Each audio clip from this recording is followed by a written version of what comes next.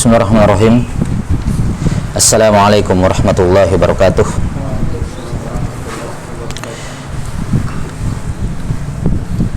Innal hamdalillah nahmaduhu ta'ala wa nasta'inuhu wa nastaghfiruh wa na'udzu billahi min shururi anfusina wa sayyiati a'malina.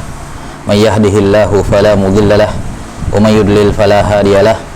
Asyhadu an la ilaha illallah wahdahu la syarika lahu wa asyhadu anna Muhammadan abduhu wa rasuluh. Allahumma la sahla illa ma ja'altahu sahla wa anta taj'alul hazna sahlan idza syi'ta. Allahumma faqihna fi dinik wa 'allimna ma yanfa'una warzuqna al-ikhlasa fil qawli wal 'amal wa zidna 'ilman ya arhamar rahimin. Baik. Qala al-Imam Al-Hafidh Abu Zakaria Yahya bin Sharaf An-Nawawi rahimahullahu ta'ala al-mutawaffa sanah 700 atau 670 min al-hijratin nabawiyah fi al-arba'in an-nawawiyah. Qala al-harithus sadis an Abi Abdillah an-Nu'man ibn Bashir radhiyallahu anhuma annahu qala sami'tu Rasulullah sallallahu alaihi wasallam yaqul innal halala bayyinun wa innal harama bayyinun wa bainahuma mushtabihat la ya'lamuhunna katsirun minan nas faman ittaqa syubuhati istabra'a lidinihi wa irdihi. Ya, faman ittaqa syubuhati istabra'a lidinihi wa irdihi. Taib. Dalam sebagian nuskhah arba'in ada tambahan faqad istabra, ada tambahan faqad, dan tambahan faqad ini tidak ada dalam riwayat Bukhari dan Muslim. Tidak ada dalam riwayat Bukhari dan Muslim.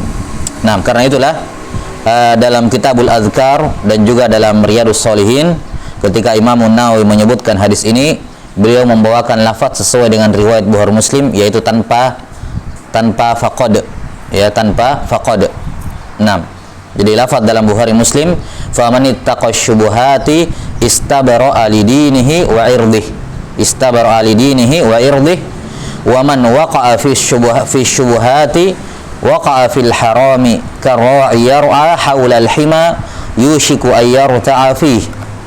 Ala wa inna malikin likulli malikin hima, ala wa inna himallahi ta'ala maharimuh, ala wa inna fil jasadi mudghah idza salahat salahal jasadu kulluh wa idza fasadat fasadal jasadu kulluh ala wahyal qalb. Rawahul Bukhari wa Muslim. Kata beliau, kata Imam Nawawi rahimahullahu taala, hadis yang ke-6 dari Abu Abdillah An-Nu'man ibnu Bashir radhiyallahu anhuma, beliau berkata, saya mendengar Rasulullah sallallahu alaihi wasallam bersabda, sesungguhnya yang halal itu jelas dan yang haram itu juga jelas. Wa bainahuma mushtabihat, dan di antara keduanya, di antara halal yang jelas dan haram yang jelas itu ada mushtabihat, ada perkara yang samar-samar. La ya'lamuhunna katsirun minan nas, ya, di mana kebanyakan orang tidak mengetahuinya. Faman ittaqa syubuhati istabra'a lidinihi wa irdihi, maka siapa yang menjauhi perkara yang syubhat tersebut, maka dia telah membersihkan agama dan kehormatannya. Wa man waqa'a fi syubuhati waqa'a fil haram, dan siapa yang melakukan atau terjatuh dalam perkara yang syubhat tersebut, maka dia telah terjatuh dalam perkara yang haram. 6. Karra'i yar'a haulal hima yushiku ayyarta'a fih, ibarat seorang pengembala yang mengembalakan hewan kambingnya misalnya atau yang semacamnya, dia mengembalakannya di sekitar al-hima. Di sekitar apa? Al-hima. Al-hima ini akan kita jelaskan di bawah, ya. Yushiku ayyarta'a fih, kapan dia mengembalakan hewan ternaknya di sekitar al-hima, maka tidak berselang lama, tidak perlu menunggu waktu yang lama, maka akan ada dari hewan atau dia sendiri akan masuk ke dalam dia sendiri akan masuk dalam al-hima tersebut. Ala wa inna likulli malikin hima. Sesungguhnya setiap raja itu memiliki hima. Hima itu di zaman dahulu ya, di zaman sekarang pun tentunya ada. Kalau zaman sekarang kayak daerah wilayah yang milik pemerintah yang tidak boleh ada warga sipil yang memasukinya. Ya kurang lebih seperti itu hima namanya. Ya, daerah-daerah tertentu ya lahan milik pemerintah yang tidak boleh ada warga sipil yang memasukinya tanpa izin. Nah, hima di zaman dahulu itu ada tanah tersendiri, misalnya padang rumput yang luas, di mana itu adalah daerah yang dilarang bagi masyarakat untuk memasukinya, ya, dikarenakan itu di zaman dahulu ya dijadikan tempat untuk memberi makan kuda-kuda perang. Nah, jadi kuda ataupun hewan-hewan yang tunggangi dalam perang, ya, tentunya milik pemerintah ataukah yang diizinkan, ya hanya kuda-kuda yang yang dipakai perang yang boleh makan di situ. Karena itulah gembala dari masyarakat warga sipil tidak boleh masuk ke situ. Itu namanya al-hima, daerah larangan. Nah, kalau ada orang yang mengembalakan hewannya di sekitar daerah larangan tersebut, ya namanya kambing ataupun ini kan tidak berakal, ya dia tidak mengerti batasan-batasan, dia akan masuk ke dalamnya. Nanti hewannya akan masuk ke dalam wilayah daerah larangan tersebut, di mana dia nanti si pengembala, karena dia harus mengeluarkan hewannya dari sana, dia mau tidak mau harus masuk ke situ untuk mengeluarkan hewannya. Ini yang dimaksud di sini oleh Nabi Shallallahu Alaihi Wasallam. Ini al-hima. Jelas ya? Makanya kata beliau, ala wa inna likulli malikin hima. Ketahuilah sesungguhnya setiap raja, setiap penguasa itu memiliki hima, daerah-daerah yang tidak boleh dimasuki oleh warga sipil. Nah, ala wa inna himallahi ta'ala maharimuh. Ketahuilah sesungguhnya Allah Ta'ala juga punya hima, karena dialah malikul muluk, dialah raja dari semua raja, penguasa dari semua penguasa. Kalau penguasa yang kecil-kecil ini aja punya hima, maka Allah Ta'ala tentunya lebih layak memiliki hima, daerah-daerah yang tidak boleh dimasuki oleh hamba-hambanya. Iya. Apa itu himanya Allah? Ala wa inna himallahi ta'ala maharibuh, yaitu hal-hal yang Allah haramkan. Tidak boleh ada yang dekat-dekat, tidak boleh ada yang bermain-main dekat-dekat hal yang haram, tidak boleh ada yang nyerempet hal-hal yang haram. Ya, walaupun perkara itu mubah. Walaupun perkara itu mubah. Seperti tadi misalnya kalau himanya seorang raja ada patoknya sampai di sini, maka sebenarnya kalau ada orang mengembalakan kambingnya di sini itu masih boleh karena belum masuk ke sini, kan begitu. Tapi kalau dia mengembala di sekitar situ, tunggu aja pasti akan masuk ke dalam, kan begitu. Maka walaupun itu daerah mubah, tapi tidak boleh dekat-dekat di situ. Kenapa? Akan mengantarkan ke sana. Nah, ini yang dimaksud di sini. Jelas ya? Maka himanya Allah Ta'ala adalah apa-apa yang diharamkan. Maka sebagaimana kamu jangan mengembalakan kambing di daerah yang dekat-dekat himanya raja, walaupun itu masih daerah netral, masih boleh didatangi, tapi sudah dekat dengan daerah hima, maka jangan kamu di situ. Maka demikian pula walaupun itu perkara yang mubah, tapi ketika sudah dekat dengan yang haram, jangan lakukan mubah tersebut. Jangan lakukan yang mubah tersebut. Jelas ya? Ala wa inna fil jasadi mudghah, idza salahat salahal jasadu kulluh, wa idza fasadat fasadal jasadu kulluh. Ketahuilah sesungguhnya di dalam tubuh ini ada sebuah mudghah. Mudghah sudah berlalu di hadis yang ke berapa kemarin? Hadis keempat ya. Mudghah, penciptaan manusia, segumpal daging. Mudghah bermakna qit'atun minal laham, potongan potongan daging. Dikatakan mudghah karena ukurannya yang kecil, bisa satu kali dimasukkan ke dalam mulut, dikunyah dalam mulut. 6. Idza salahat, ya, kalau daging itu baik, ya, kalau potongan daging dalam tubuh itu baik, maka baiklah seluruh tubuhnya. Kalau ia rusak, maka rusaklah seluruh tubuhnya. Idza fasadat fasadal jasadu kulluh ala wahyal qalb. Ketahuilah daging itu adalah hati. Kalimat salahat dengan fasadat, salahat huruf lamnya dan fasadat huruf sinnya, ini bisa dibaca dua bacaan, bisa di fathah dan bisa di dhammah. Dikatakan salahat atau soluhat, dikatakan fasadat atau fasudat. Ya, cuman dibaca satu paket. Kalau dibaca salahat, maka dibaca fasadat. Kalau dibaca soluhat, maka dibaca fasudat. Jangan dicampur salahat sama fasudat misalnya. Ya. 6. Jadi keduanya boleh dibaca, ada dua bacaan pada lam dan sinnya, bisa di dhamma, bisa di fathah. Namun kata Imam Nawawi rahimahullah, yang di fathah itu lebih fasih dan lebih masyhur. Yang di fathah lebih fasih dan lebih masyhur. Yani secara lughah memungkinkan, tapi yang paling fasih dan yang paling masyhur adalah di fathah. Dibaca salahat dan dibaca fasadat.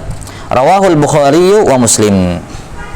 Baik, ini hadis yang ke-6. Kata qala rahimahullahu taala an Abi Abdullah An-Nu'mani ibni Bashir radhiyallahu anhuma.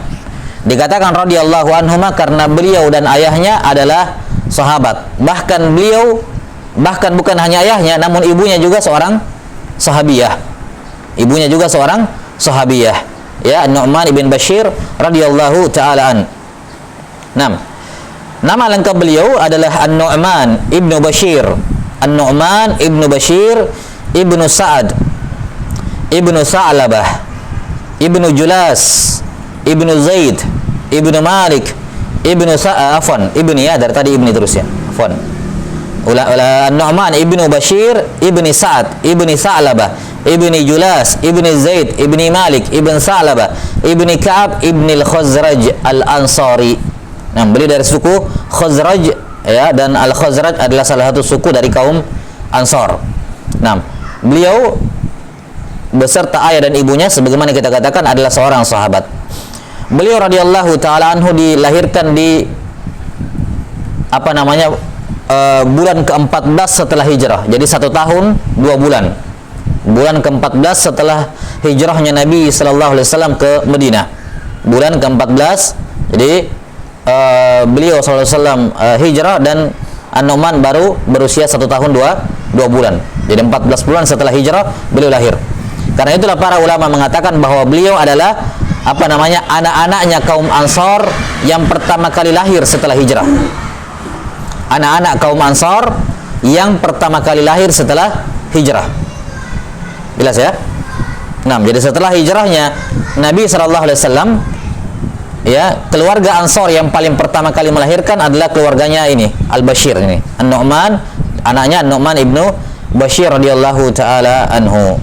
Nah, beliau adalah seorang yang mulia, ya, kariman, jawadan, ya, syuja'an, dan syairan, salah seorang penyair dari sahabat Rasulullah sallallahu alaihi wasallam.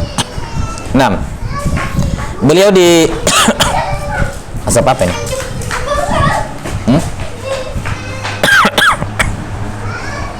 Baik. Di zaman Muawiyah bin Abi Sufyan radhiyallahu taala anhuma, beliau ditunjuk menjadi gubernur di Kufah. Ya, beliau ditunjuk menjadi gubernur di Kufah. Setelah itu dipindah tugaskan ke Hims. Hims ini salah satu daerah di Syam. Ya. Kalau ada ulama nisbatnya Al-Himsi, berarti dia dari Syam. Kemudian setelah Muawiyah bin Abi Sufyan meninggal, digantikan oleh anaknya Yazid ibnu Muawiyah. Beliau dipindahkan lagi ke setelah Muawiyah bin Abi Sufyan meninggal dan digantikan oleh putranya Yazid ibnu Muawiyah, beliau radhiyallahu an tetap dipertahankan di Hims sebagai gubernur di Hims sampai kemudian beliau radhiyallahu anhu meninggal di sana, terbunuh di sana. Di salah satu kampung di daerah Hims itu. Pada bulan Zulhijjah tahun 64 Hijriah. Beliau meninggal dalam terbunuh ya pada bulan Zulhijjah tahun 64 Hijriah. Ada yang mengatakan tahun 65 Hijriah dan ada yang mengatakan tahun 60 Hijriah. 60, 64, 65. Dan beliau radhiyallahu an tidak banyak meriwayatkan hadis dari Nabi SAW, cuman lumayan, ada 114 hadis. Beliau meriwayatkan 114 hadis dari Rasulullah sallallahu alaihi wasallam. Baik. Kata Nu'man bin Bashir radhiyallahu anhuma, sami'tu Rasulullah sallallahu alaihi wasallam yaqul, innal halala bayyin wa innal harama bayyin, sampai akhir hadis. Sudah kita terangkan kandungan umum dari hadis ini. Ya, sudah kita terangkan kandungan umum dari hadis ini, di mana secara umum hadis ini menjelaskan mengenai bahwa perkara di dunia ini ada 3 perkara. Ya, perkara di dunia ini ada 3 perkara.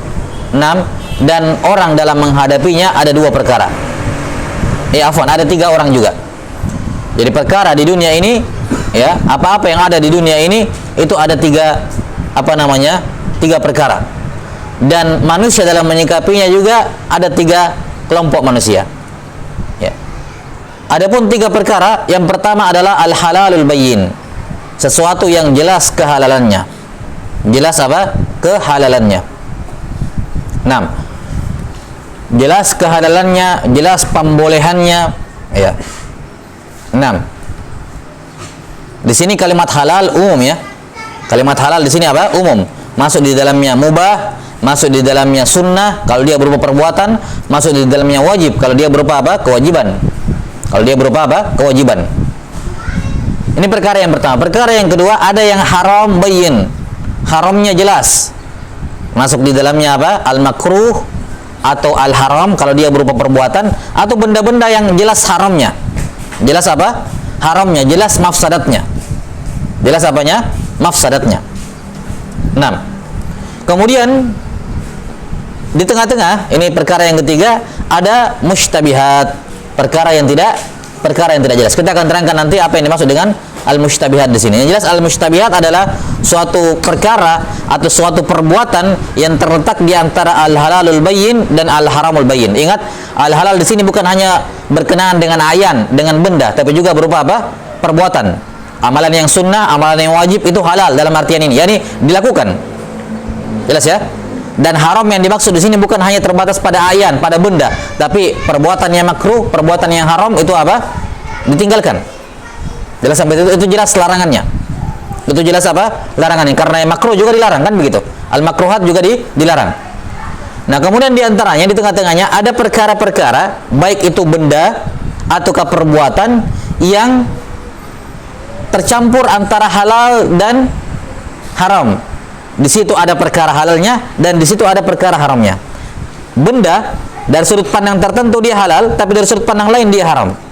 Atau ada sebuah perbuatan dari sudut pandang tertentu dia dibolehkan, dari sudut pandang tertentu, dari sudut pandang yang lain tidak dibolehkan. Ini namanya apa? Al-mustabihat. Jadi ini 3 perkara. Jelas sampai sini? Ada 3 perkara. Kemudian hadis ini juga menerangkan mengenai 3 jenis manusia dalam menyikapi apa namanya? 3 perkara ini. Iya. Atau afwan, saya ulangi. Sikap manusia dalam menyikapi 3 dalam perkara yang ketiga ini, perkara yang di tengah-tengah ini. Kalau perkara yang pertama dan kedua ini jelas sikapnya manusia. Iya. Sikapnya apa? Manusia.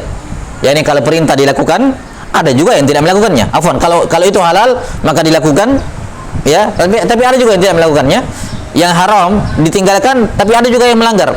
Ini saya kira jelas. Nah, yang dibahas di sini dalam hadis adalah perkara yang mustabihat ini. Perkara apa? Yang mustabihat. Nah, manusia dalam sikap manusia menghadapi al-mustabihat. Ya, sikap manusia menyikapi al-mustabihat di sini, ya. Ada di antara mereka yang apa namanya? Melakukannya. Ya, ada di antara mereka yang melakukannya dan ada di antara mereka apa? Yang meninggalkannya. Di antara mereka ada yang melakukannya dan di antara mereka ada yang meninggalkannya. Jelas sampai sini?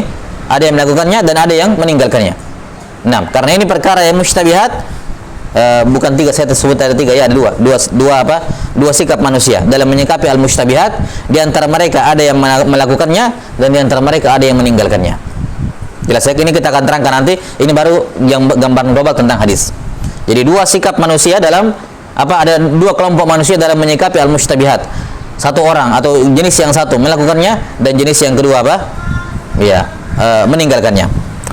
Baik. Nah, ini hadis yang sangat penting, ya. Melihat kandungan hadis ini, insyaallah kita akan jabarkan nanti. Melihat kandungan umum dari hadis ini, kita sudah melihat betapa besarnya urgensi dari hadis ini.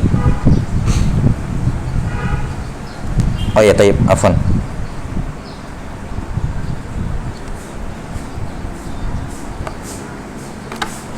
Nah,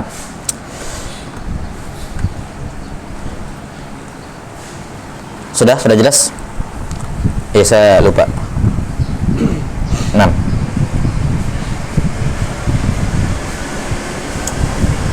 Ini saya sudah cabut, tolong diinfokan kalau masih. 6. Ustaz Fajar, mic-nya muncul ya? Mic-nya aktif Ustaz Fajar. atau lagi bicara?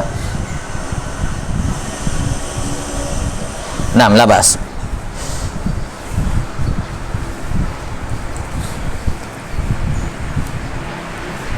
Nah, karena pentingnya hadis ini, maka para ulama rahimahumullahu taala menjadikan hadis ini sebagai salah satu dari madarul Islam.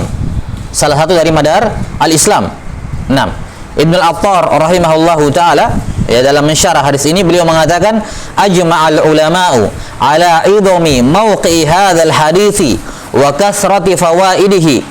Ya, para ulama sepakat, kata Ibnu Al-Attar rahimahullah, yang ini biasanya beliau kutip dari Imam Nawawi. Ya, karena syarahnya Ibnu Al-Attar itu bisa dikatakan mungkin 80%-nya dari Imam Nawawi rahimahullah, dari kalamnya Imam Nawawi. Karena itulah syarah Ibnu Al-Attar ini menjadi syarah yang bisa dikatakan syarah yang terbaik untuk arba'in. Cuman dia tidak bisa dikonsumsi untuk dasar syarah ini. Harus punya basic, setidaknya pengetahuan dalam beberapa disiplin ilmu, baru bagus istifadah dari syarahnya Al-Attar ini. Nah, Imam Nawawi sebenarnya punya syarah arba'in juga sendiri, tapi agak jelimet juga bahasanya beliau di situ. Artinya belum bisa dibaca untuk dasar, karena agak simpel bahasanya beliau. Karena simpelnya itu butuh disyarah lagi syarahnya beliau. Nah, tapi ala kulli hal, Ibnu Al-Attar rahimahullahu taala mengatakan bahwa para ulama sepakat ala idhami. Sudah bagus? Iya.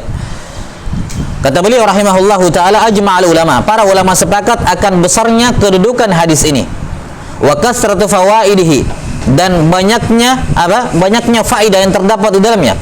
Wa annahu ahadul ahadisi allati 'alaiha madarul Islam, dan mereka sepakat bahwasanya hadis ini adalah salah satu dari hadis-hadis yang Islam berputar di atasnya. Islam berputar di atasnya. Nah, sebagaimana dikatakan oleh Imam Abu Daud, ya, penulis kitab As-Sunan, Sunan Abi Daud, Abu Daud Sulaiman ibn Ash'ath As-Sijistani rahimahullahu taala, beliau berkata bahwa Islam itu yaduru ala arba'ati hadis. Ala arba ahadis. Bahwa Islam itu berputar di atas 4 hadis. Di atas 4 hadis. Yang pertama adalah hadis innamal a'malu binniyat. Hadis innamal a'malu binniyat. Kemudian yang kedua adalah hadis min husni islamil mar'i tarku ma la ya'ni. Akan datang nanti dari hadis Al-Hasan bin Ali bin Abi Thalib. Iya. Atau dari Ali bin Abi Thalib, ya. Nah, min husni islamil mar'i tarkuhu ma la ya'nihi. Di antara tanda kebaikan Islam seseorang adalah dia meninggalkan apa yang tidak bermanfaat. Kemudian hadis yang ketiga adalah hadis ini, innal halala bayyin wa innal harama bayyin. Dan hadis yang keempat adalah la yu'minu ahadukum hatta yuhibba li akhihi ma yuhibbu li nafsihi. Hadis Anas bin Malik, semuanya Imam Nawawi sebutkan dalam arba'in ini. Ya. Jadi kata Abu Daud rahimahullah, Islam berputar di atas 4 hadis ini. Salah satunya adalah hadis innal halala bayyin wa innal harama bayyin. Baik. Kata beliau sallallahu alaihi wasallam, innal halala bayyinun wa innal harama bayyinun wa bainahuma mushtabihat. Sesungguhnya, ya, yang halal itu jelas dan yang haram itu jelas. Wa bainahuma mushtabihat, dan di antaranya ada perkara yang mushtabihat. Perkara-perkara yang tidak jelas. Ya, perkara-perkara yang tidak jelas. Baik. Al-mushtabihat, perkara-perkara yang mutasyabih. Perkara-perkara yang mutasyabih dalam Islam itu secara umum ada 2. Secara umum ada 2. Ada yang mutasyabih mutlak dan ada yang mutasyabih nisbi. Ada yang mutasyabih al-mutlak dan ada yang al-mutasyabih an-nisbi. Al-mutasyabih al-mutlak biasa juga dikenal dengan nama al-mutasyabih al-khabari. Al-mutasyabih al-khabari, kabar-kabar yang mutasyabih bagi kita, itu mutlak. Sementara al-mutasyabih an-nisbi dikenal dengan istilah al-mutasyabih at-talabi, yakni perintah ataupun permintaan dari syariat yang sifatnya mutasyabih, itu sifatnya nisbi. Nah, al-mutasyabih al-mutlak atau al-mutasyabih al-khabari itu adalah sesuatu perkara yang tidak jelas secara mutlak bagi siapapun kecuali Allah Ta'ala. Hanya Allah sendiri yang tahu. Ya. Dan itu berkenaan dengan apa? pengabaran dari Allah seputar misalnya mengenai nama-nama dan sifat-sifatnya. Hakikat dari nama-nama dan sifat Allah itu mutasyabih mutlak. Tidak ada yang tahu kecuali Allah Subhanahu wa taala. Tidak para nabi, tidak para malaikat. Tidak ada yang mengetahui hakikat dari nama-nama dan sifat Allah taala.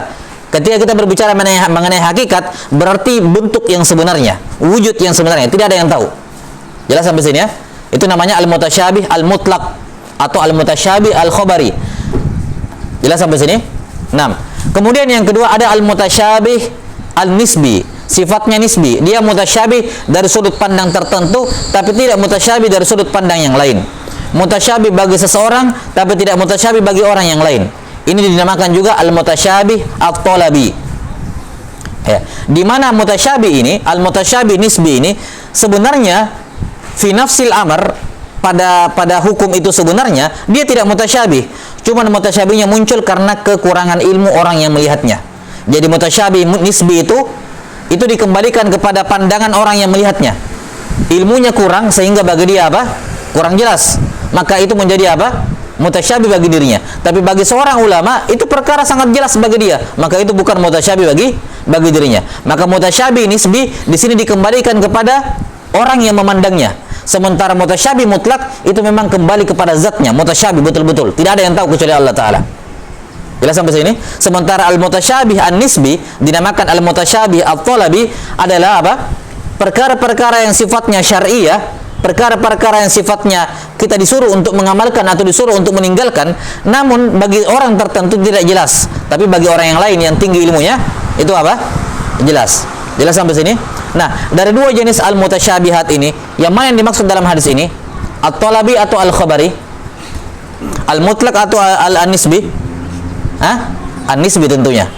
Jelas ya? Yang dimaksud dengan al-mutasyabihat di sini adalah an-nisbi, bukan al-mutlak. Yang dimaksud di sini adalah al-talabi, bukan al-khabari. Kenapa kita katakan nisbi? Karena disebutkan di setelahnya la ya'lamuhunna katsirum minan nas. Kebanyakan orang tidak tahu atau banyak orang yang tidak tahu. Kalau banyak orang yang tidak tahu berarti apa? Ada yang tahu atau tidak? Ada yang tahu. Karena dikatakan di sini banyak orang tidak mengetahuinya. Berarti ada juga orang yang mengetahuinya. Ini menunjukkan bahwa yang dimaksud dengan mutasyabih di sini apa? Al-mutasyabih an-nisbi atau al-mutasyabih at-talabi. Jelas ya?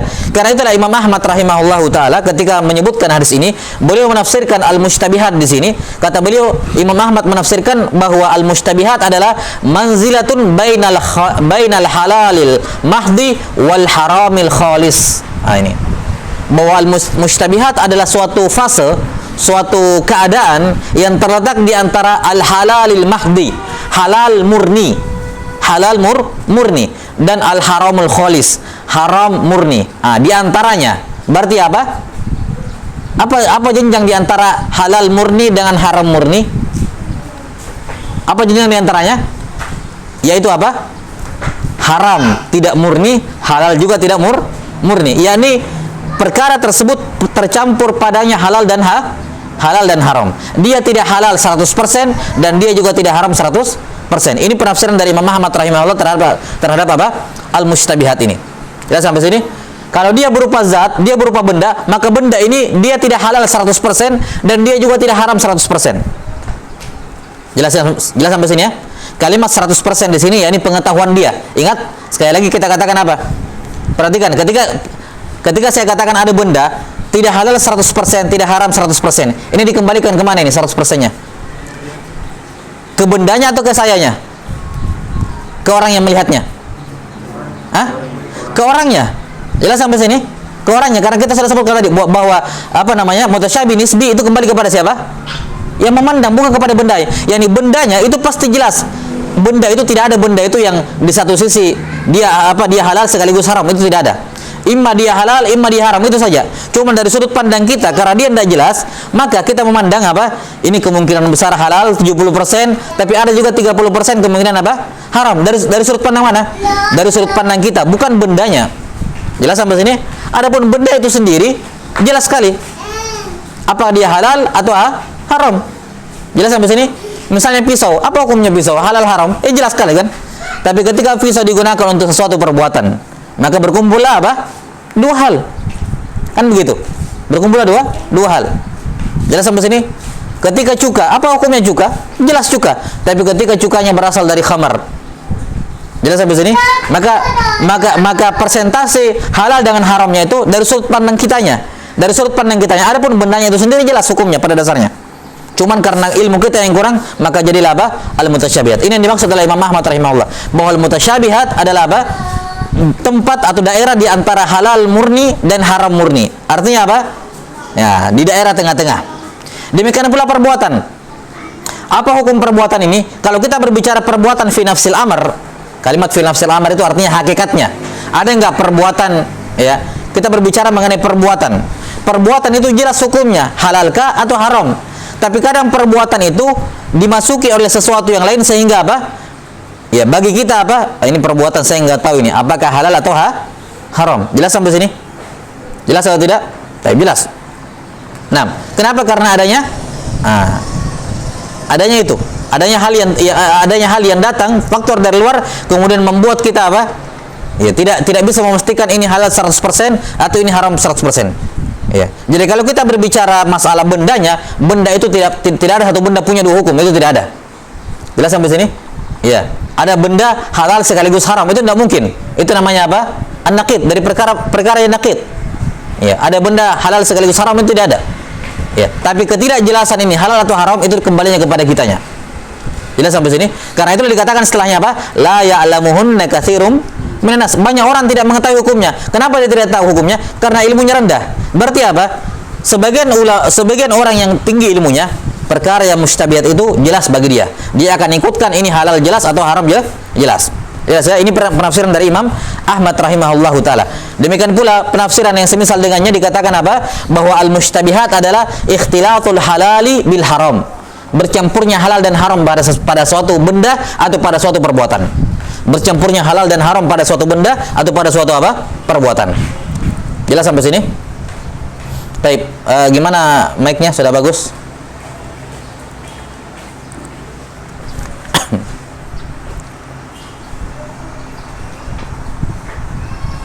Nah,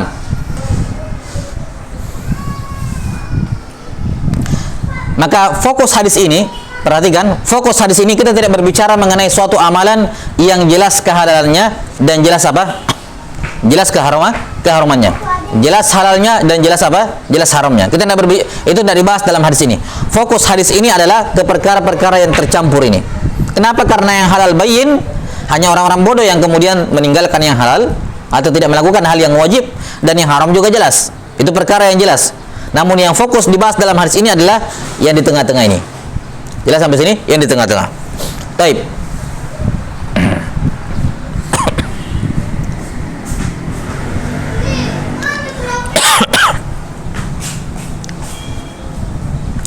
Sekarang bagaimana menyikapi al-mustabihat ini? Bagaimana menyikapi apa? Al-mustabihat. Perkara yang tidak jelas, baik berupa perbuatan maupun apa? Benda.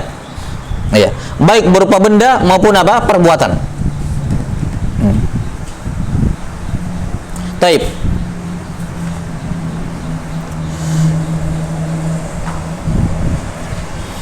Ada air putih dengan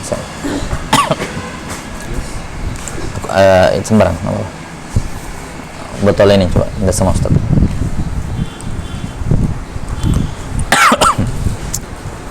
Sekali asap nih.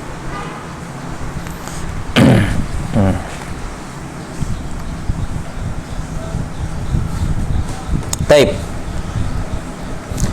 Kita kembali, jadi al-mustabihat ini perkara yang kurang jelas. Jelas sampai sini? Yang sifatnya nisbi. Kata Nabi sallallahu alaihi wasallam, la ya'lamuhunna katsirun minan nas. Banyak orang yang tidak mengetahuinya. Taib. Fokus kembali ke sini. Nah, la ya'lamuhunna katsirun minan nas. Banyak orang yang tidak mengetahuinya. Berarti apa? Ada yang mengetahuinya. Siapa yang mengetahuinya? Mereka adalah al-ulama, mereka adalah al-mujtahidun, mereka adalah al-faqih. Mereka adalah apa? Faqih, al-mujtahid. Mereka lah yang mengetahui hal tersebut. Nah, maka bagaimana menyikapi al-mustabihat? Bagaimana menyikapi al-mustabihat? Ini tentunya kita berbicara mengenai asal, yaitu para ulama. Kalau kita sebagai awam, sebagai apa namanya muqallid, ya kita tinggal ngikut apa yang disampaikan oleh al ulama tersebut. Ya. Nah, bagaimana seorang alim, seorang mujtahid menghadapi hal yang mustabih, hal yang mutasyabihat? Ya, kita katakan langkah yang pertama adalah tentunya dia harus berijtihad. Dia perkara yang dia harus apa? Ijtihad. Jelas sampai sini? Nah, dia harus berijtihad. Tapi sebelum saya lanjut, butuh diketahui begini. Jadi yang dibicarakan di sini, seperti kata Imam Ahmad tadi, dibicarakan di sini adalah suatu perbuatan yang hukumnya jelas, tapi bercampur padanya antara halal dengan apa? Haram. Paham sampai sini? Ini yang dibicarakan. Kita tidak berbicara mengenai suatu hal yang tidak diketahui hukumnya. Saya ulangi. Di sini tidak dibahas mengenai apa? Suatu perkara yang tidak diketahui hukumnya. Apa hukumnya ini? Wallahu alam, saya nggak tahu. Paham sampai sini? Bukan itu yang dibahas. Apa hukumnya ini? Nggak tahu hukumnya. Tapi yang dibahas di sini adalah apa hukumnya ini? Ini kalau bukan halal, haram. Nah, ini. Jadi kita sudah tahu hukum asalnya, cuman apa? Bercampur. Paham sampai sini? Ini yang dibahas di sini. Al-mushtabihat makanya dari awal kita sudah sebutkan penafsirannya Imam Ahmad. Ini untuk mengecualikan, ya, ini untuk mengecualikan, saya ulangi, untuk mengecualikan hal-hal yang dari awal tidak diketahui hukumnya. Jelas sampai sini? Saya kasih contoh. Ada suatu benda, ya, baru misalnya di zaman belakangan, atau ada sebuah transaksi keuangan yang baru di zaman belakangan, ya, baru di zaman belakangan. Ini hukumnya tidak diketahui. Jelas sampai sini? Tidak diketahui apa hukumnya ini. Maka ini bukan ini yang dimaksud dengan mustabihat di sini. Bukan yang dimaksud dengan mustabihat adalah suatu benda atau suatu perbuatan yang tidak diketahui hukumnya. Paham sampai sini? Tapi yang dimaksud di sini adalah benda atau perbuatan yang kita sudah tahu hukumnya, tapi hukumnya antara halal dengan haram, antara boleh dengan tidak boleh. Misalnya dibilang apa hukumnya ini? Saya tahu ini boleh, tapi ada juga kemungkinan tidak boleh. Ini halal, tapi ada juga kemungkinan haram. Berarti apa hukumnya? Asal hukumnya kita tahu, cuma bercampur antara halal dengan haram. Paham sampai sini ya? Ini yang dibahas di sini. Adapun yang dibahas, adapun masalah benda, ada perbuatan yang tidak tahu hukumnya dari asal, ini bukan mustabihat yang dimaksud di sini. Bukan ini yang dibahas. Jelas sampai sini ya? Ini butuh supaya tidak tercampur nanti maklumatnya. Jadi saya tekankan sekali lagi bahwa yang dibahas dalam hadis ini adalah suatu benda atau suatu perbuatan yang hukumnya kita tahu, cuman bercampur di dalamnya antara halal dengan haram. Apa hukumnya ini? Oh, dari satu sisi halal, ini dalilnya. Sisi lain juga haram, ini dalilnya. Tidak jelas. Ini namanya mustabihat. Adapun apa hukumnya ini? Saya nggak tahu. Ini bukan mustabihat dalam pembahasan ini. Jelas? Saya nggak tahu ini halal, saya nggak tahu ini halal atau ini haram, saya nggak tahu. Jelas sampai sini? Paham sampai sini ya? Ya. Misalnya di zaman-zaman belakangan, ya, ada ada benda yang baru atau ada inovasi baru atau ada perbuatan baru, ya, yang dari perkara dunia tentunya, ya, perkara dunia tentunya, karena perkara agama kan jelas. Ya, perkara agama jelas. Al-aslu fil ibadah apa? Al-hadar. Hukum asal dalam ibadah adalah tidak boleh melakukan sesuatu sampai ada dalil yang menyuruh, kan begitu. Tapi dia perkara dunia. Apa hukumnya? Oh, nggak tahu hukumnya. Ya. Tapi kan perhatikan, itu tidak bertahan lama. Tidak ada, kalaupun ada sesuatu benda atau suatu perbuatan yang tidak diketahui hukumnya sama sekali, itu juga sifatnya nisbi dan itu pun tidak akan berlangsung lama. Cepat atau lambat akan diketahui hukumnya oleh para ulama. Jadi sampai sini, pertama kali muncul MLM misalnya. Mungkin, ya kan, banyak orang nggak tahu apa ini hukumnya, nggak tahu. Tapi itu tidak akan bertahan lama. Nanti lama-kelamaan dia akan masuk ke dalam daerah yang halal jelas atau haram jelas, atau dia akan masuk juga di mutasyabih, berkumpul pada halal dan haram. Jelas sampai sini? Ya. Jadi saya ulangi, jadi perkara yang dari asal tidak kita tahu hukumnya, dari awal tidak ditahu hukumnya, itu tidak masuk dalam perkara mutasyabih yang dimaksud dalam hadis ini. Tapi bagaimana menyikapi hal ini? Kita katakan para ulama akan membahas. Jelas sampai sini? Akan diketahui hukumnya, sehingga nanti dia akan masuk ke halal yang jelas atau masuk ke haram yang jelas, atau kalau berkumpul di dalamnya maka dia akan masuk ke mana? Al-mutasyabih. Nah, itulah yang kita bahas di sini, al-mutasyabih, yang kita sudah tahu hukum di situ tapi bercampur antara halal dengan haram. Bagaimana menyikapinya? Kita katakan yang pertama, al-mujtahidun berijtihad. Mereka hendaknya berijtihad dengan piranti ijtihad yang mereka sudah miliki, yang dianugerahkan oleh Allah Subhanahu wa taala. Nah, kalau mereka sudah berijtihad dan mendapatkan hasil, perhatikan, mendapatkan hasil, ya, maka tinggal kita lihat hasilnya. Kalau hasilnya adalah halal, maka diikutkan kepada yang halal jelas, halal bayyin. Kalau kesimpulan ijtihad mereka adalah haram, maka diikutkan kepada apa? Al-haramul bayyin. Nah, sehingga bukan lagi mustabihat, sudah jelas imma halal atau halal yang bayyin atau haram bayyin. Ini kalau ijtihadnya melahirkan hasil, ada buahnya. Masalah berikutnya, bagaimana kalau ijtihadnya juga mentok setelah berijtihad, dan sekali lagi ini sifatnya nisbi. Ya, mujtahid satu mungkin mentok, yang lain tidak, kan begitu ya. Ini sifatnya nisbi. Kita berbicara misalnya mentok. Enggak bisa, tetap sudah berijtihad, dia sudah maksimalkan, ya. Dia sudah gunakan semua adillah yang bisa digunakan, Quran, sunnah dengan semua sudut pandangnya, ijma, qiyas, istishab, qaul sahabi, ya, masalihul mursala atau amal ahli Madinah misalnya, hatta walaupun itu digunakan semuanya mentok, enggak tahu apa hukumnya.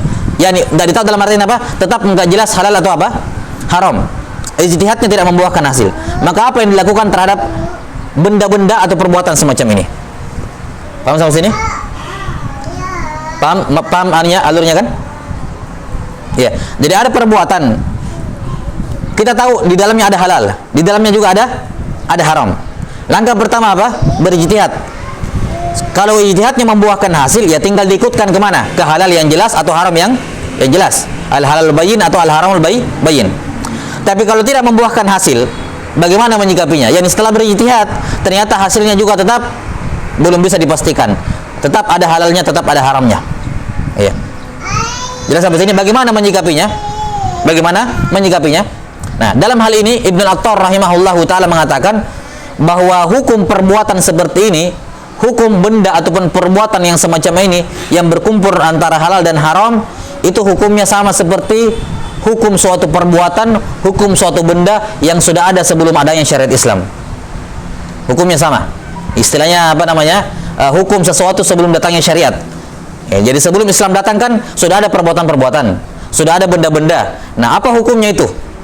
Benda-benda itu, perbuatan-perbuatan itu sebelum syariat datang. Itu hukumnya sama seperti di sini. Dan sampai sini sama seperti suatu apa? Amalan ataupun benda yang bercampur padanya halal dan haram, dan kita tidak bisa melahirkan ijtihad untuk diikutkan kemana ini. Ya, dan dalam menyikapi benda-benda atau perbuatan semacam ini ada 4 pendapat di kalangan para ulama. Ada 4 mazhab di kalangan ulama. Mazhab yang pertama mengatakan apa? Sudah, kita tidak boleh sifati ini halal, tidak boleh sifati ini haram, tidak boleh kita katakan ini boleh dilakukan, tidak boleh kita katakan ini tidak boleh dilakukan. Ya, jelas sampai sini. Ini pendapat yang pertama. Tidak kita katakan ini boleh, tidak katakan boleh, tidak kita katakan halal, tidak kita katakan haram. Ini pendapat yang pertama. Jelas sampai sini. Jadi apa hukumnya ini? Kayak tadi, benda. Seorang mujtahid sudah berijtihad, enggak dapat. Apa hukumnya? Apa hukumnya? Enggak boleh dihukumi apa-apa. Ini menurut pendapat yang pertama. Halal atau haram? Enggak boleh dikomentarin, enggak boleh dikatakan halal, enggak boleh dikatakan apa? Haram. Kenapa? Karena untuk menetapkan halal haram, mubah atau tidak mubah, itu membutuhkan syariat. Sementara di sini ijtihadnya mentok. Jelas sampai sini? Ini mazhab yang pertama. Nah, kemudian mazhab yang kedua, ya, mazhab yang kedua mengatakan bahwasanya apa? Hukum asalnya adalah haram. Ya, hukum asalnya adalah apa? Haram. Yani ketika bercampur di dalamnya antara halal dengan haram, setelah kita berijtihad mentok, maka hukumnya dijatuhkan haram. Jelas sampai sini? Ijtihadnya mentok. Taib. Kalau begitu ya Syekh, ini sekarang Anda sendiri sudah berijtihad, tidak bisa memastikan ini halal atau haram karena bercampurnya halal haram di dalamnya. Kalau begitu apa yang saya lakukan dengan perbuatan ini? Menurut pendapat mazhab yang kedua apa? Haram, jauhi. Memang nggak jelas tapi jauhi. Jelas sampai sini? Dan ini merupakan apa? Mazhabnya siapa? Mazhabnya Imam Abu Hanifah. Mazhabnya apa? Al-Hanafiyah. Nah, kemudian mazhab yang ketiga, dan ini merupakan mazhab dari jumhur, mazhabnya Imam Syafi'i, ya, mazhabnya Syafi'i, ya, mengatakan apa? Hukumnya mubah. Hukumnya apa? Mubah. Dan ini juga merupakan pendapat jumhur al-ulama. Hukumnya mubah. Nah, kecuali tentunya kalau ada dalil yang apa? Menyatakan apa? Ya, haramnya, ya kan begitu. Ya, tapi ini kan tadi kita sudah perkara yang enggak jelas. Perkaranya tidak jelas. Nah, Syafi'i rahimahullah ta'ala mengatakan apa? Hukum asalnya suatu benda atau suatu perbuatan adalah apa? Mubah. Maka ketika bercampur antara halal dengan haram, hukum asalnya apa? Kita kembalikan istishabul asli. Ya, yaitu apa? Kembali ke hukum asal, yaitu hukum asal segala sesuatu di muka bumi ini adalah apa? Al-halal. Ya, walaupun Syafi'i rahimahullah mengecualikan dua hal, yaitu dalam masalah daging dan dalam masalah kehormatan kemaluan. Ya, yani hukum asal segala sesuatu adalah halal kecuali masalah daging dan masalah al-farj. Masalah apa? Al-farj. Itu hukum asalnya haram. Tapi selain daripada dua ini, hukum asalnya segala sesuatu adalah apa? Al-halal. Baik. Kemudian pendapat yang keempat adalah tawakuf. Tawakuf itu beda dengan pendapat yang pertama. Ya. Kalau pendapat yang pertama tadi apa mengatakan? Apa tadi pendapat yang pertama? Tidak boleh dihukumi apa-apa. Tidak boleh dihukumi apa-apa. Kalau tawakuf artinya apa? Dia tidak memilih dari pendapat-pendapat yang ada. Jadi bedakan antara pendapat yang pertama dengan tawakuf. Memang kandungannya sama-sama tidak menghukumi apa-apa, cuman beda referensinya. Kalau tadi kan referensinya karena tidak ada dalil, maka tidak boleh dihukumi. Tapi kalau tawakuf, dia tahu dalil-dalilnya, cuman tidak bisa menguatkan. Akhirnya apa? Tawakuf. Jelas sampai sini? Nah, ini 4 pendapat di kalangan para ulama dalam menyikapi benda-benda yang mutasyabih seperti ini. Benda-benda yang mutasyabih seperti ini. Baik. Ini kita berbicara mengenai hukum ya. Kita berbicara mengenai apa? Mengenai hukum. 6. Kemudian dan tidak diragukan mazhabul jumhur ulama, ya, yaitu mazhabnya Imam Syafi'i yang merupakan mazhab jumhur, itu yang lebih tepat dalam masalah ini. Bahwa hukum asal segala sesuatu apa? Mubah, maka dikembalikan ke situ. Suatu perkara ketika bercampur antara halal dan haram, maka hukumnya apa? Hukumnya mubah. Tapi ingat, kita berbicara hukum. Kita berbicara mengenai dari sisi ilmiahnya. Ilmiahnya hukumnya apa? Mubah. Tapi kalau kita berbicara dari sisi amaliyah, apa yang kita lakukan? Tinggalkan, sebagaimana dalam hadis ini. Kenapa? Karena tidak semua perkara yang halal itu mubah itu apa? Ya, dikatakan tadi ya, karena yara haulal hima. Memang itu asalnya mubah, tidak diragukan. Ini daerah batasannya, ini deraja ini rumput larangan, ini rumput yang netral, boleh. Kamu ada di sini, mubah atau tidak? Mubah, tapi jangan kamu di situ. Jadi kalau kita berbicara mengenai sisi ilmiah, boleh kamu ada di situ. Tapi kalau kita berbicara mengenai amaliyah, tidak bagus kamu di situ. Nanti kamu akan masuk ke situ. Jelas ya? Maka perhatikan, 4 madzhab ini hanya berbicara mengenai hukum dari benda tersebut secara asli, dari sudut pandang apa? Ilmiah, bukan dari sudut pandang amaliyah. Ya, dan sudah sering kita bawakan contoh-contoh ini, masalah bahwa hendaknya seorang penuntut ilmu itu harus membedakan sisi ilmiah dengan sisi apa? Amalia. Jangan karena yang penting kan mubah, yang penting kan boleh, saya kerjakan saja. Yang penting kan tidak haram, tidak berdosa, saya kerjakan saja biar makruh.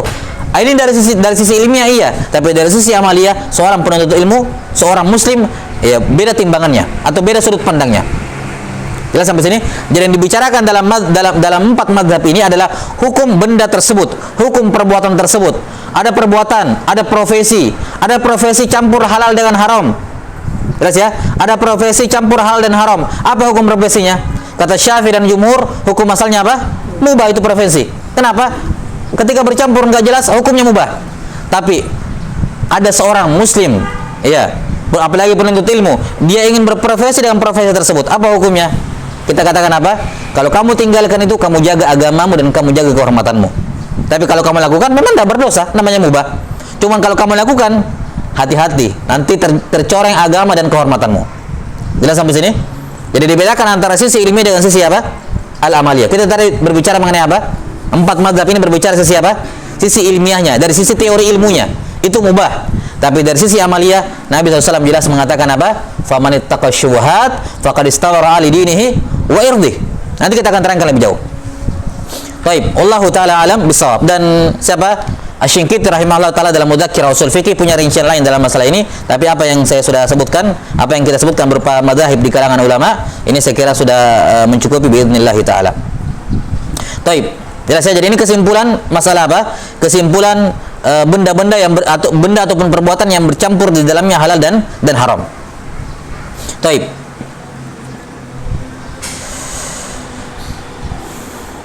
Kemudian kita sudah berbicara masalah ilmiah. Nah, sekarang bagaimana cara dari sisi apanya? Sisi amaliyahnya. Bagaimana dengan ada benda bercampur halal dan haram? Ada minuman, ada parfum atau ada benda bercampur dalamnya halal dengan haram. ada makanan campur halal haram, ada minuman halal haram, ada benda, ada baju berkumpul padanya halal haram, ada kendaraan berkumpul padanya halal haram, ada ini, atau ada perbuatan berkumpul padanya halal haram, ada profesi berkumpul padanya halal dengan haram, iya, atau apapun itu. Dari sisi ilmiah hukumnya jelas. Mazhabul jumhur mengatakan apa? Mubah. Ingat, setelah mentok semua dalil-dalil, ya kan? Karena kapan jelas, jadi ikutkan ke yang jelas itu kemana? Mentok semua dalil-dalil. Dan sekali lagi ini semua sifatnya apa? Nisbi. Ya, nisbi. Ya, maksudnya begini. Saya mengikuti ijtihad ulama ini mentok. Si fulan mengikuti ijtihad ulama itu tidak mentok, dapat hasilnya. Ya, saya tidak bisa maksa-maksakan, kan begitu. Sifatnya nisbi.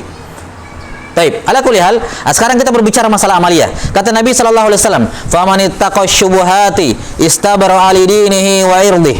Maka barang siapa ya yang menjauhi, ittaqa yakni menjauhi, ya, menjauhi asyubuhat, faqad istabara ali dinihi wa irdih, maka dia telah menjaga apa?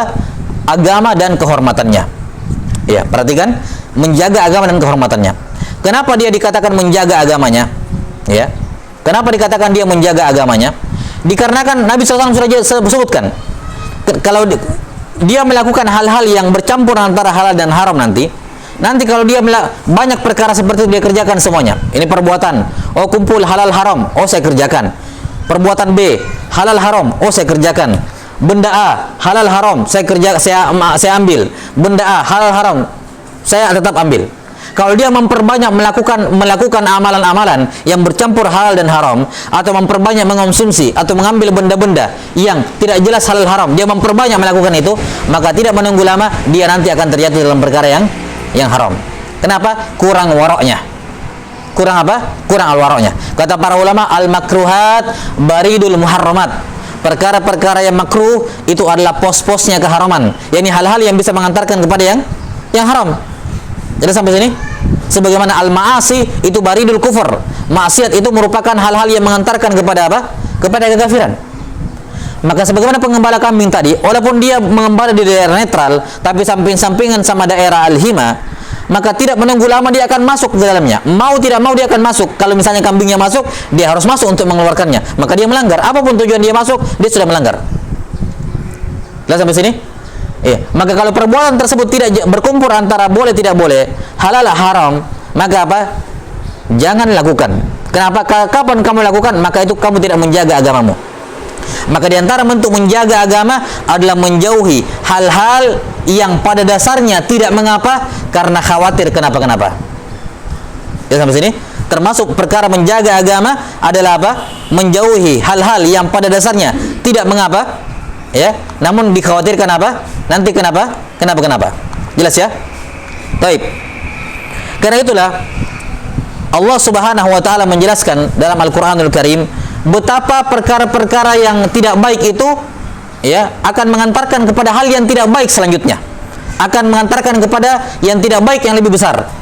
Kita melakukan satu dosa, maka setelahnya akan melakukan dosa yang lebih besar. Ya. Maka demikian pula ketika bercampur antara halal dan haram, memang ada halalnya tapi ada haramnya. Kamu lakukan itu dan kamu memperbanyak. Setiap kali ada opsi pilihan kamu melakukan, setiap kali ada ini kamu lakukan. Ya. Maka sekarang mungkin kamu hanya melakukan hal-hal yang bercampur halal dan haram, tapi berikutnya kamu akan melakukan yang haram. Maka dengan melakukan hal seperti itu kamu tidak menjaga agamamu. Kenapa? Karena nanti itu akan menyeret kamu untuk melakukan yang apa? Yang haram. Lihat firman Allah Subhanahu wa taala tentang orang-orang Yahudi, ya, wa qatlahumul anbiya atau wa qatlihimul anbiya bi ghairi haqq. Dzalika bima asaw wa kanu ya'tadun. Dzalika bima asaw wa kanu ya'tadun. Dan mereka membunuh para nabi tanpa hak. Ini menurut penafsiran, sebagian penafsiran di kalangan ulama, kenapa mereka membunuh para nabi? Dzalika bima asaw wa kanu ya'tadun. Karena mereka bermaksiat dan melampaui batas. Kata para ulama mufassirin, awalnya mereka bermaksiat, kemudian setelah itu mereka melakukan pelampauan batas. Al-ma'siyah itu identik antara dosa hamba dengan Allah Ta'ala. Ya, kemudian ya'tadun tidak itu identik dengan dosa antara manusia dengan manusia yang lain. Jelas ya? Jadi awalnya mungkin dia hanya dosa kepada Allah. Setelah itu menjadi lebih besar menjadi apa? Dosa kepada sama manusia. Karena dia memperbanyak sampai akhirnya membunuh para nabi. Jelas sampai sini? Membunuh para nabi. Iya. Jelas? Maka demikian pula kalau ada orang memperbanyak melakukan amalan-amalan yang tidak jelas, memperbanyak mengonsumsi hal-hal yang tidak jelas, mengambil benda-benda yang tidak jelas, mengambil uang yang tidak jelas dari transaksi yang tidak jelas, berkumpul padanya halal dan haram, dia perbanyak. Oh, yang penting kan belum jelas surah haramnya. Iya, memang ada haramnya, tapi ada juga sisi halalnya. Iya, tetap diambil. Kapan dia memperbanyak seperti itu, maka tinggal menunggu waktu dia akan memakan harta yang haram. Dia akan melakukan perbuatan yang haram. Jelas sampai sini? Rasulullah SAW bersabda, memberikan contoh yang semisal dengan ini, la'anallahu sariqu yasriqul baydata fatuqta yaduh wa yasriqul habla fatuqta yaduh. Perhatikan, kata Rasulullah SAW, Allah Ta'ala melaknat pencuri yang dia mencuri satu butir telur sampai dipotong tangannya, atau dia mencuri seutas tali sampai dipotong tangannya. Apa makna hadis ini? Kita tahu dalam pembahasan fikih, orang yang dipotong tangannya adalah orang yang mencuri dengan mencuri benda yang nominalnya lebih dari 1/4 dinar. 1 dinar kan 4,25 gram emas 24 karat. Bukan 21 karat, 24 karat. 4,25 gram emas 24 karat. 1/4-nya. Berapa sekarang 24 karat? 24 karat berapa? 1 jutaan. 1 jutaan berarti 4,25 gram kali 1 juta. Berarti berapa? 4.250.000. Jelas ya? 4.250.000. 1/4-nya anggaplah 1 jutaan. Nah, ada nggak telur seharga 1 juta? Nggak ada. Ada seutas tali harga 1 juta? Nggak ada. Apa maksud Nabi SAW di sini? Allah melaknat pencuri yang dia mencuri telur lantas dipotong tangannya. Padahal apa? Batasan minimal dipotong tangan apa? 1/4 dinar, ya kurang lebih 1 juta lebih. Tapi kenapa dikatakan mencuri telur kemudian dipotong tangannya, mencuri seutas tali kemudian dipotong tangannya, padahal jelas-jelas tidak sampai 1/4 dinar? Kata para ulama, maksud hadis ini adalah dia mencuri telur sekarang, besok mencuri telur lagi, besok berikutnya, besok lebih besar daripada telur, sampai pada batas 1/4 dinar dan akhirnya dipotong tangannya. Yani apa? Allah melaknat seorang pencuri yang terus mencuri mulai dari benda kecil sampai menjadi besar sampai akhirnya dipotong tangannya. Dia dilaknat oleh Allah. Itu maksudnya hadis ini. Jelas ya? Dan Allah melaknat orang yang mencuri seutas tali. Awalnya cuma seutas tali, nanti lebih panjang, terus sampai jadi 1/4 dinar, kemudian dipotonglah tangannya. Maka lihatlah bagaimana seorang memperbanyak amalan maksiat akan mengantarkan dia kepada maksiat yang lebih besar. Jelas sampai sini? Seorang melakukan maksiat memperbanyak akan mengantarkan dia kepada kekufuran. Seorang memperbanyak amalan yang makruh akan mengantarkan dia pada perkara yang haram. Ya, tinggal tunggu tanggal mainnya saja. Memperbanyak melakukan hal yang makruh, dia akan terjatuh dalam perkara yang haram. Terlalu banyak melakukan hal yang mubah, maka akan mengantarkan dia kepada perkara yang haram. Ya. Jelas sampai sini? Perkara yang mubah akan mengantarkan dia pada perkara yang makruh, dan makruh akan mengantarkan dia perkara yang haram. Maka sekali lagi seorang penuntut ilmu, dia punya timbangan tersendiri, dia punya sudut pandang tersendiri. Jangan mengatakan yang penting mubah. Iya, yang penting apa? Mubah. Saya ingat mungkin dulu di beberapa pertemuan sebelumnya ada yang nanya, ya, ada yang nanya masalah kemarin nonton MMA ya apa? Yang itu tarung bebas itu. Iya, saya ingat saya di beberapa majelis terdahulu. Nah, ini kan sebenarnya pertanyaan tidak perlulah dari seorang penuntut ilmu bertanya seperti ini. Jelas sampai sini? Iya, tidak perlu. Kalaupun kita katakan mubahnya, tapi kan ya saya kira hal itu jelas. Saya waktu itu menjawab dengan jawaban simple yang biasa disebutkan oleh para ulama ketika ditanya apa hukum menonton pertandingan sepak bola. Jawaban ulama, hukumnya boleh dengan catatan tidak boleh membuang-buang waktu, ya, tidak boleh meninggalkan yang haram. Ya, itu jawaban netral untuk semua perkara-perkara mubah. Jelas sampai sini? Semua perkara-perkara mubah. Ya, itu kalau kita tidak melihat kalau pertandingan itu lepas dari hal yang haram, misalnya menampakkan aurat, melihat aurat, itu jelas. Itu tentunya bukan itu jawaban ulama yang dimaksud. Jelas sampai sini? Iya. Kalau di dalamnya ada perkara jelas, misalnya melihat aurat dan semacamnya atau menampakkan aurat, itu jelas tidak boleh. Itu hukumnya jelas. Tapi anggaplah kita mengatakan ada permainan olahraga atau yang semacamnya yang mubah, bersih dari perkara yang haram, hukumnya mubah. Apa hukum memperbanyak di situ? Penuntut ilmu tidak layak memperbanyak di situ, walaupun mubah. Jelas sampai sini? Kenapa? Karena memperbanyak yang mubah akan mengantarkan dia perkara yang makruh. Cepat atau lambat tinggal tunggu tanggal mainnya. Karena ini kalimat para ulama bahwa al-mubahat barid al-makruhat, wal makruhat baridul muharramat, wal muharramat baridul al-kufr. Ya, baridul al-kufriyat. Perkara-perkara mubah kalau terlalu banyak dikerjakan akan mengantarkan pada perkara yang makruh. Perkara yang makruh kebanyakan akan mengantarkan pada yang haram. Yang haram kebanyakan akan mengantarkan kepada yang kufur. Jelas sampai sini? Maka ini apa namanya? Pada perkara-perkara yang seperti ini, ya. Kata Nabi SAW, faqad istabara ala dinihi warbi. Maka dia menjaga agamanya dengan cara apa? Menjauhi perkara-perkara yang tidak jelas ini. Ya, menjauhi perkara-perkara yang belum yang bercampur antara boleh tidak boleh, antara halal dengan haram. Dijauhi. Itu dia menjaga agamanya. Ya. Kata Ibnu Umar radhiyallahu taala anhuma, la yablughul 'abdu ay yakuna minal muttaqin hatta yada'a ma la ba'sa bihi. Kata Ibnu Umar radhiyallahu anhuma, tidaklah seorang mencapai derajat orang-orang yang bertakwa sampai dia meninggalkan hal-hal yang tidak mengapa. yakni tidak mengapa karena khawatir ada kenapa-kenapa selanjutnya. Itulah perkara yang mubah. Perkara yang mubah memang tidak mengapa-ngapa, tapi memperbanyak akan mengantarkan kepada kenapa-kenapa nantinya. Jelas ya? Nah, kata Al-Hasan Al-Basri rahimahullahu taala, "Ma zalat taqwa bil muttaqin hatta taraku katsiran minal halal ay makhafatal haram." Kata Al-Hasan Al-Basri rahimahullahu taala, terus-menerus ketakwaan berada dalam diri orang yang bertakwa sampai dia meninggalkan kebanyakan yang halal. Selama dia meninggalkan apa? Kebanyakan yang halal karena khawatir haram. Jadi ketika bercampur halal dan haram itu halal, tapi kamu tinggalkan karena ada sisi haram di dalamnya. Jelas ya? Maka ini sabda Nabi sallallahu alaihi wasallam, faqad istabara ala dini, dia telah menjaga agamanya. Bagaimana maksudnya menjaga agamanya? Karena kalau dia melakukan dan memperbanyak melakukan hal-hal yang tidak jelas hukumnya, yang bercampur antara halal dan haram, itu pasti nanti akan mengantarkan dia kepada melakukan yang apa? Yang haram. Jelas sampai sini?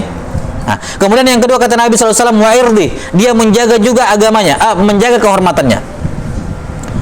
Dari mana kita bisa dikatakan bahwa menjauhi hal-hal yang tidak jelas seperti ini, yang bercampur halal dan haram, itu dikatakan menjaga kehormatan? Ya jelas. Ya, kenapa? Karena kalau ada orang yang melakukan hal-hal yang seperti itu, ya, orang yang melakukan hal-hal seperti itu, maka tentunya ini kan benda sebagian orang memandang halal atau ada sisi kehalalannya, ada sisi apa? Keharamannya. Mungkin yang kamu lihat sisi kehalalannya, maka kamu pun melakukannya. Tapi orang lain melihat sisi keharamannya, maka ketika kamu melakukannya, apa yang muncul di benaknya dia? Suudzon kepada kamu. Ini kok melakukan hal yang haram? Sudah sampai sini? Ini kok melakukan hal yang haram? Memang dari sudut pandang kamu halal, tapi dia melihat dari sisi apanya? Yang haramnya. Karena di situ juga ada keharaman. Ini orang kenapa melakukan hal yang haram? Maka dengan melakukan hal tersebut kamu tidak menjaga kehormatanmu. Jelas ya? Kamu tidak menjaga apa? Kehormatanmu. Baik.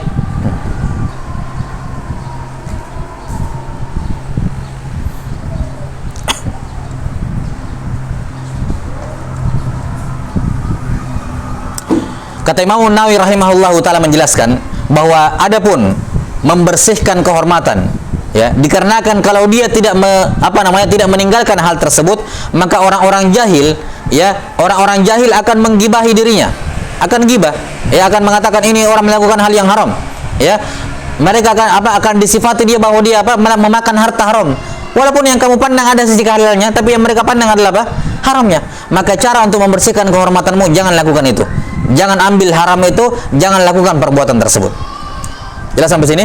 Karena itulah Ali bin Abi Thalib radhiyallahu anhu pernah mewasiatkan, kata Ali bin Abi Thalib radhiyallahu ta'ala, iyyaka ma yasbiqu ilal qulubi inkaruhu wa in kana 'indaka i'tidhar farubba sami'in nakara la tastati'u an tusmi'ahu uzra. Kata Ali bin Abi Thalib radhiyallahu ta'ala anhu, iyyaka wa ma yasbiqu ilal qulubi, ya, inkaruhu. Ya. Hati-hatilah kamu dari melakukan suatu perbuatan yang ketika orang lihat hatinya langsung tergerak untuk mengingkarinya. Kenapa? Karena dia melihat sisi haramnya. Wa in kana indaka i'tizar, walaupun kamu memiliki uzur ketika melakukan yang haram tersebut, yakni kamu pandang sisi halalnya. Hati-hati melakukan suatu perbuatan yang ketika orang lihat langsung dia ingkari, walaupun kamu punya uzur di situ. Kenapa?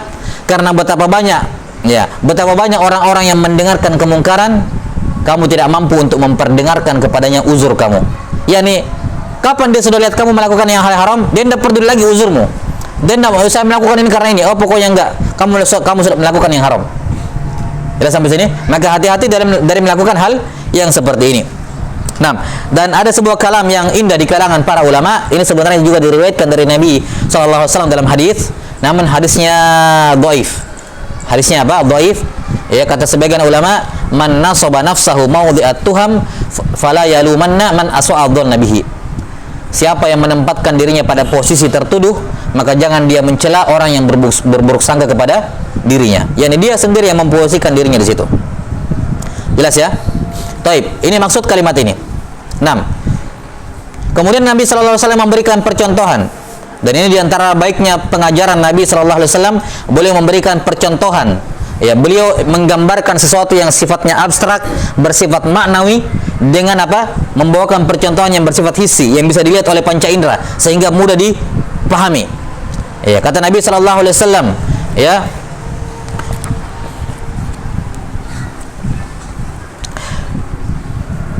wa man waqa'a fi syubhati waqa'a fil haram karra'i yar'a haula al-hima yushiku an yarta'a fihi.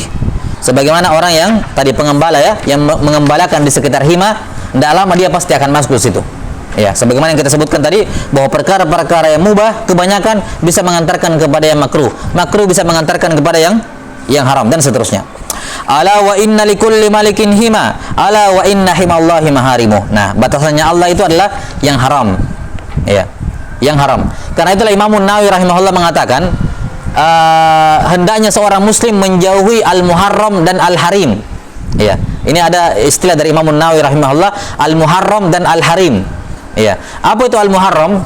Ya, al-muharram itu adalah sesuatu yang jelas haramnya, jelas haram, itu diharamkan oleh Allah Taala.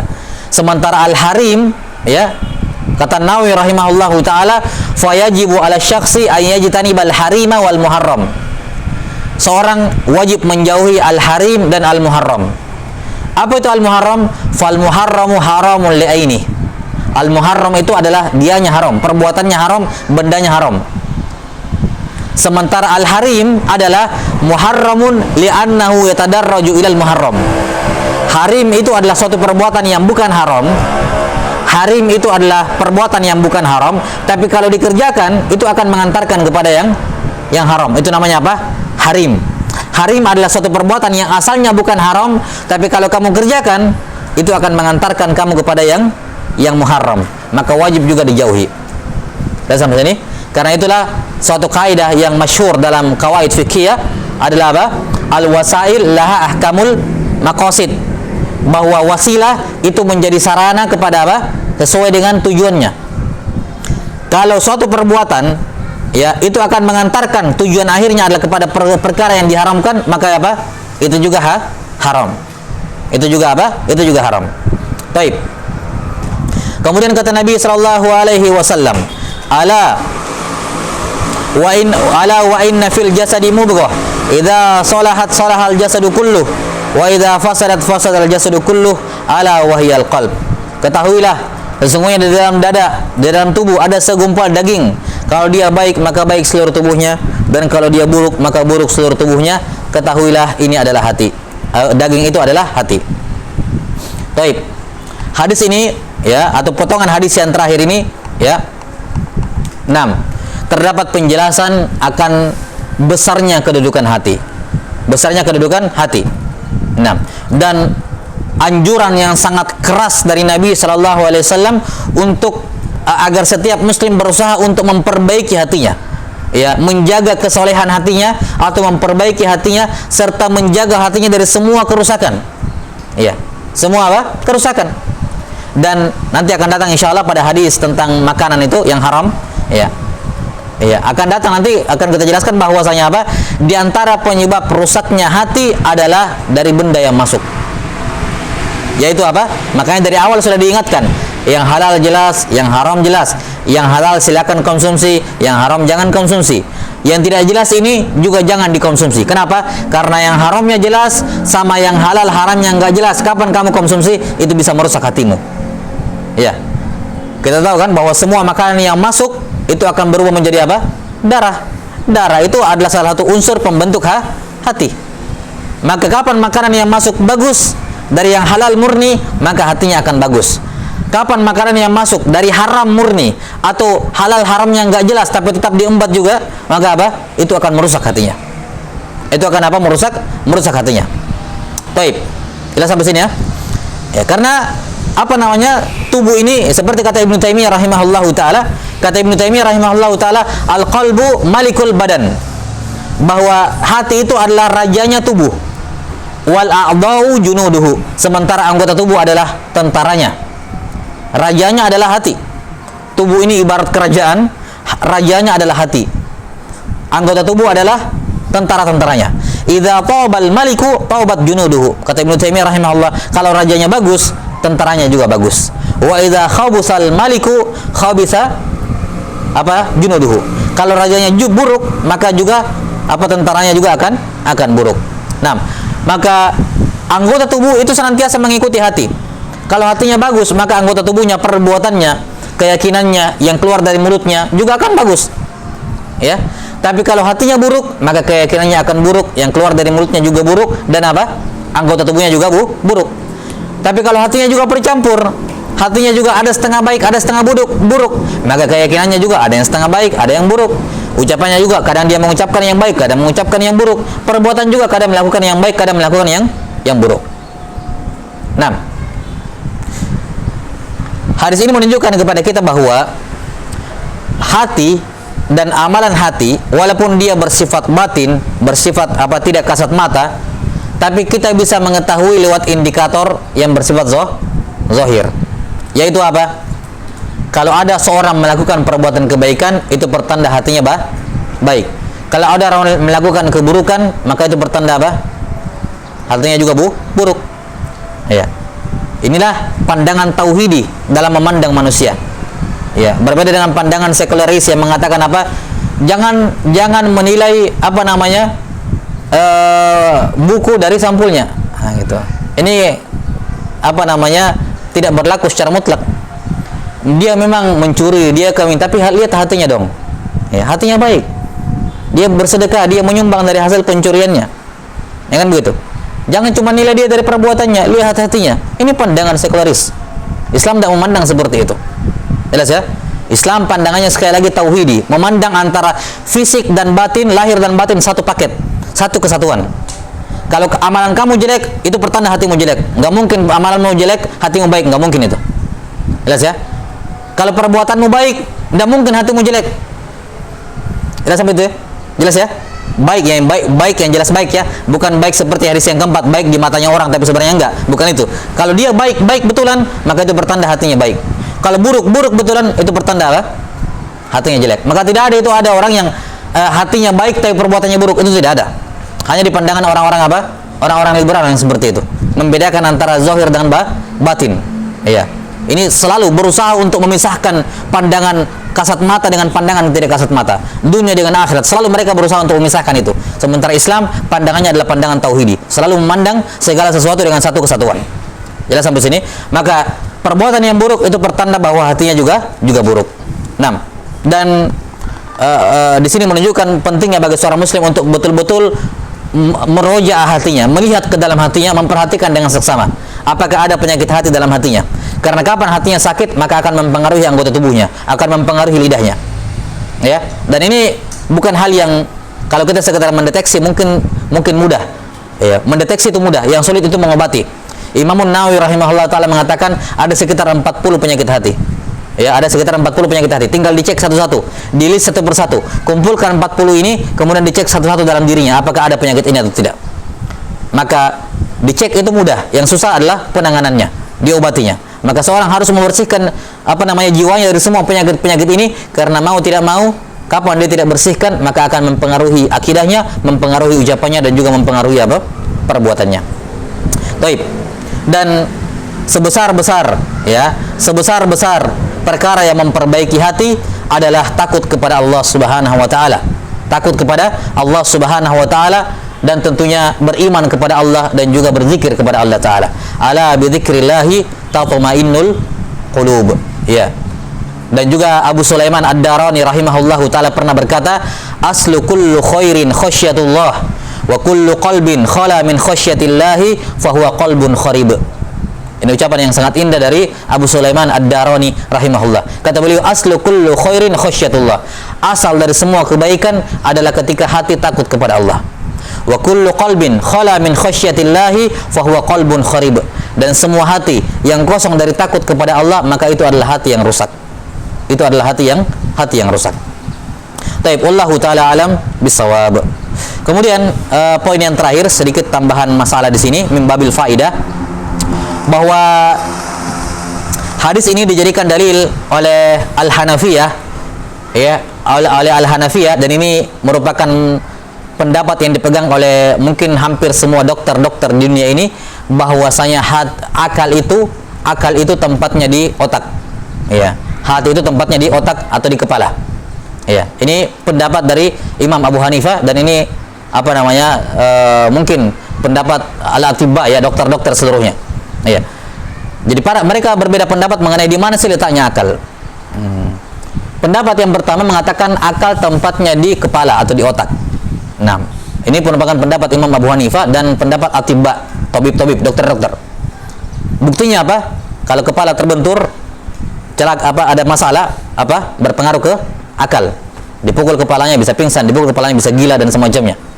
Ya, menunjukkan bahwasanya akal di otak. Pendapat yang kedua, dan ini pendapat jumhur ulama, ya, dari kalangan Syafi'iyah, Malikiyah, Hanabilah dan seterusnya, ya.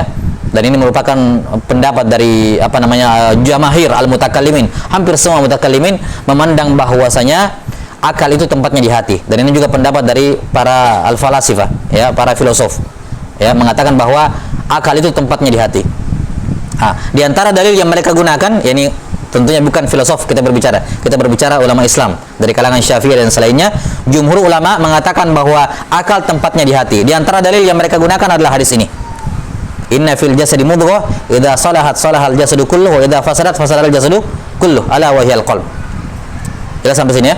Nah, dan juga firman Allah Subhanahu wa taala, afalam yasiru fil ardi, apa ayatnya itu?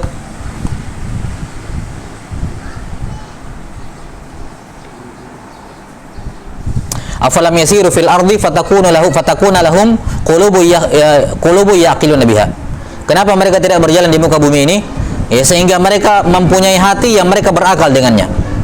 Menunjukkan bahwasanya akal tempatnya di mana? Di hati. Ini dalam surah Al-Hajj ayat 46. Ya, afalam yasiru fil ardi fatakuna lahum qulubu yaqiluna biha. Nah, ini dua pendapat di kalangan para ulama.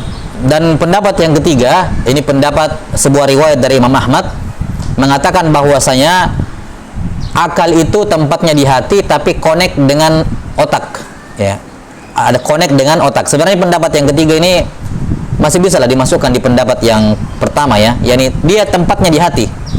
Masalah connect tidak connect kan itu kita tidak bicarakan masalah itu. Kita berbicara masalah tempatnya di mana. Kalau connectnya, iya jelas. Hatta ulama yang mengatakan akal tempatnya di hati, mereka mengatakan apa? Ya juga connect, nggak ada masalah. Apa masalahnya kalau kepala dipukul, ya, kepala dipukul terus kehilangan akal, tapi akal tempatnya di hati? Apa muskilahnya?